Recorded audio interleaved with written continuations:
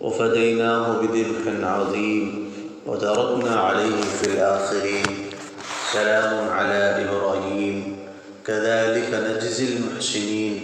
إنه من عبادنا المؤمنين۔ اور ہم نے ان کو اس کے بدلے میں عظیم قربانی عطا کی، اور ہم نے ان کے اوپر یہ بات بعد میں آنے والوں میں رہنے دی ہے کہ سلامتی ہو ابراہیم کے اوپر، ہم اسی طرح نیکی کرنے والوں کو بدلہ دیا کرتے ہیں، بے شک وہ ہمارے مومن بندوں میں سے تھے۔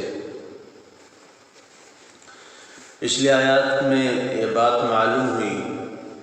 کہ ابراہیم علیہ السلام نے اللہ تبارک و تعالیٰ کی طرف سے خواب دیکھا کہ وہ اپنے بیٹے کو ذبح کر رہے ہیں، اور یہ خواب لگاتار 3 دن آیا، تو ابراہیم علیہ السلام سمجھ گئے کہ اللہ تعالیٰ بیٹے کو ذبح کرنا ہی مانگتے ہیں۔ چنانچہ بیٹے کو انہوں نے مشورہ کر کے اور اللہ کے راستے میں قربان کرنے کے لیے تیار کر دیا، اور جب دونوں نے اللہ کے حکم کو پورا کرنے کے لیے قربانی کی تیاری کر لی، اور ابراہیم علیہ السلام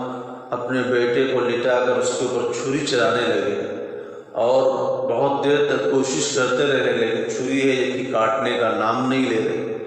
اس کے بعد اللہ تعالیٰ کی طرف سے فرشتہ حضرت جبرائیل علیہ السلام آئے اور ابراہیم علیہ السلام کو پکار کر کے کہا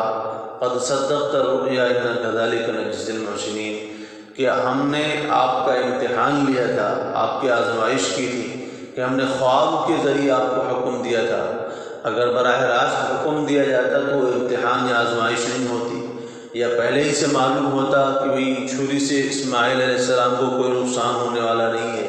یا پہلے سے ابراہیم علیہ السلام کو پتہ ہوتا کہ بھئی چھری سے اسماعیل علیہ السلام نہیں کٹیں گے، تو پھر اس میں کوئی امتحان کی بات نہیں تھی، بلکہ امتحان کی بات تو تبھی تھی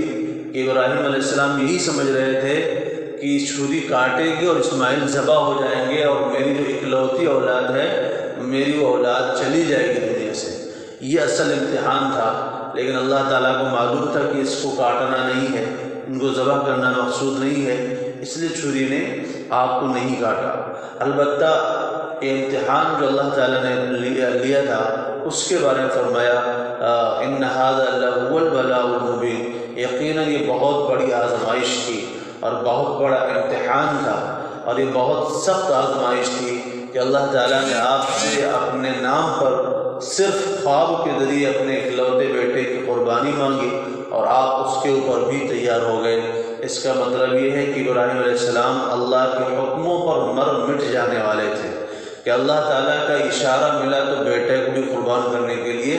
تیار ہو گئے۔ جوانی، زندگی، گھر بار، خاندان، یہاں تک کہ بیوی بچوں کو بھی قربان کیے، بیوی کو بھی لے کر مکہ جیسی جہاں پر کوئی بھی انسان آباد نہیں تھا، کوئی بستی نہیں تھی، کوئی علاقہ نہیں تھا، لوگ نہیں رہتے تھے، بالکل سنسان جنگل جھاڑی تھی، اس جگہ لے جا کر کے انہوں نے چھوڑا۔ تو انہوں نے بڑے بڑے امتحانات میں اللہ تعالیٰ نے جو امتحان لیا اور انہوں نے کامیابی حاصل کی ہے، اس لیے اللہ تعالیٰ نے ان کو تمام امتوں کا امام بنایا ہے۔ قرآن میں کہتے ہیں وَإِذِ ابْتَلَىٰ إِبْرَاهِيمَ رَبُّهُ فَأَتَمَّهُنَّ وَإِذِ ابْتَلَىٰ إِبْرَاهِيمَ رَبُّهُ بِكَلِمَاتٍ فَأَتَمَّهُنَّ قَالَ إِنِّي جَاعِلُكَ لِلنَّاسِ إِمَامًا، کہ جب اللہ تعالیٰ نے ابراہیم علیہ السلام کا امتحان لیا اور ابراہیم علیہ السلام اس امتحان میں پورے اتر آئے، تو اللہ تعالیٰ نے فرمایا کہ اب میں آپ کو تمام کائنات کا امام بناؤں گا۔ چنانچہ دنیا میں تقریباً جتنی بھی قومیں پائی جاتی ہیں وہ سب کے سب ابراہیم علیہ السلام کو اپنا پیشوا،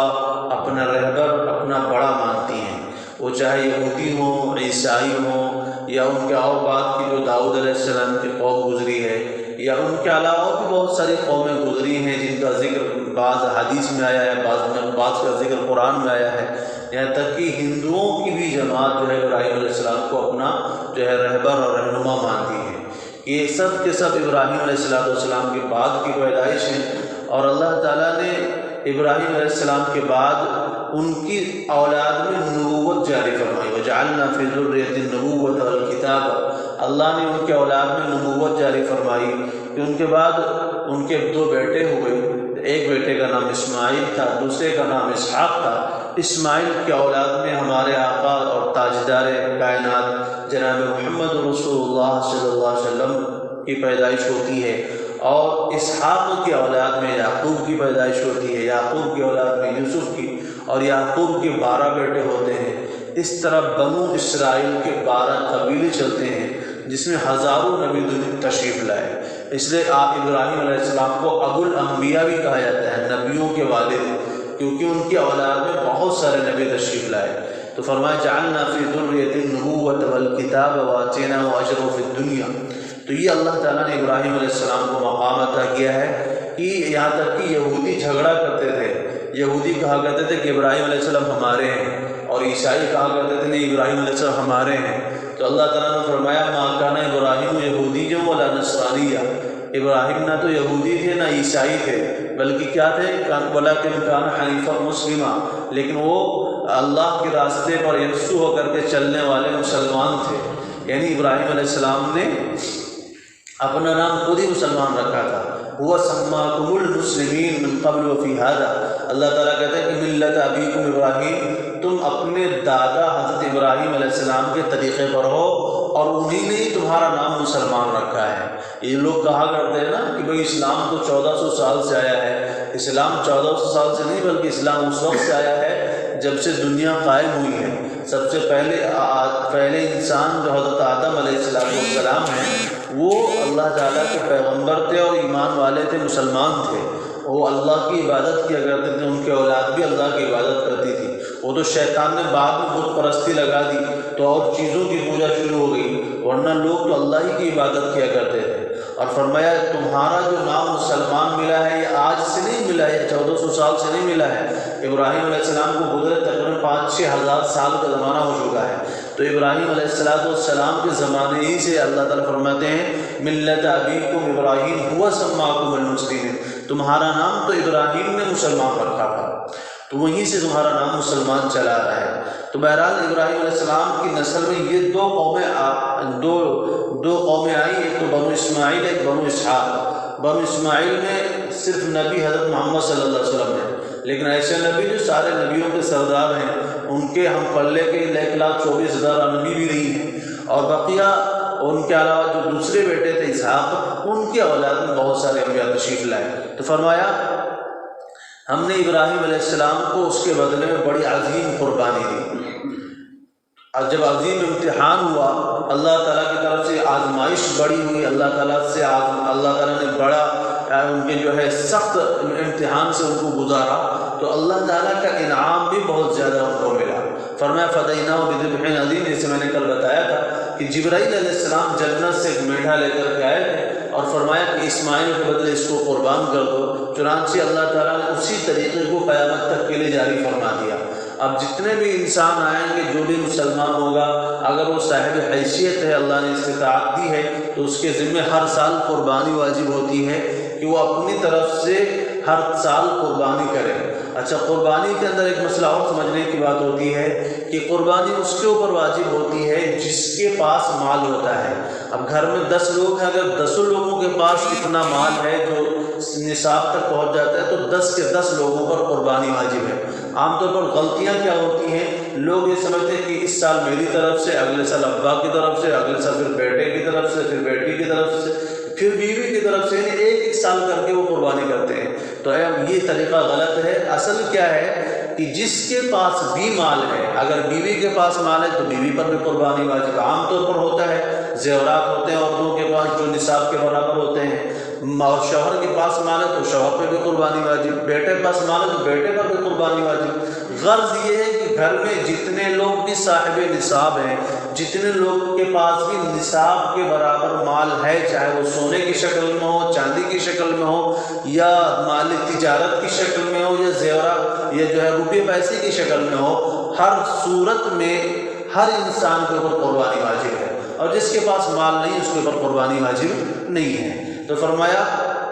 یہ اللہ تعالیٰ نے طریقہ جاری کر دیا کہ فرمایا کہ قیامت تک کے لوگ جو ہے ان کے اس یادگار کو زندہ رکھتے ہوئے قربانی کرتے ہیں۔ تو فرمایا سلام علی ابراہیم، ہم نے بعد میں آنے والوں میں یہ بات چھوڑ دی کہ سلامتی ہو ابراہیم کے اوپر، ہم تو محسنوں کو اسی طرح بدلہ دیا کرتے ہیں، اور انہ من عبادنا المؤمنین، ابراہیم تو میرے ایمان والے بندوں میں سے تھے۔ وبشرناہ باسحاق نبیا من الصالحین، اور اس کے بعد ہم نے اسحاق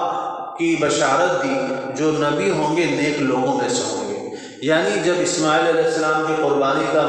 مرحلہ پیش آ گیا اور اسماعیل علیہ السلام کی قربانی کا جو امتحان تھا اس میں ابراہیم کامیاب ہو گئے، تو ابراہیم علیہ السلام نے اللہ تعالیٰ نے ابراہیم علیہ السلام کو ایک بیٹے کی اور بشارت عطا فرمائی جن کا نام اسحاق۔ میں نے کل بتایا کہ 86 سال کی عمر ہو چکی تھی، ابراہیم علیہ السلام کی اولاد نہیں تھی، تو حضرت سارہ رضی اللہ تعالیٰ عنہ نے اپنی باندی یعنی یا خادمہ حضرت حاجرہ کو ابراہیم علیہ السلام کے ساتھ نکاح میں دے دیا، تو ان کے بطن سے حضرت اسماعیل کی پیدائش ہوئی، اور جب 13 یا 14 سال کے ہوئے تو یہ معاملہ پیش آیا، یعنی قربانی والا۔ تو اس کے بعد جب اللہ تعالیٰ نے ان کا امتحان لیا تو پھر 100 سال کی عمر میں بھی ایک اولاد عطا فرمائی جن کا نام اسحاق رکھا گیا۔ یہ ابراہیم علیہ السلام کے دوسرے بیٹے ہیں۔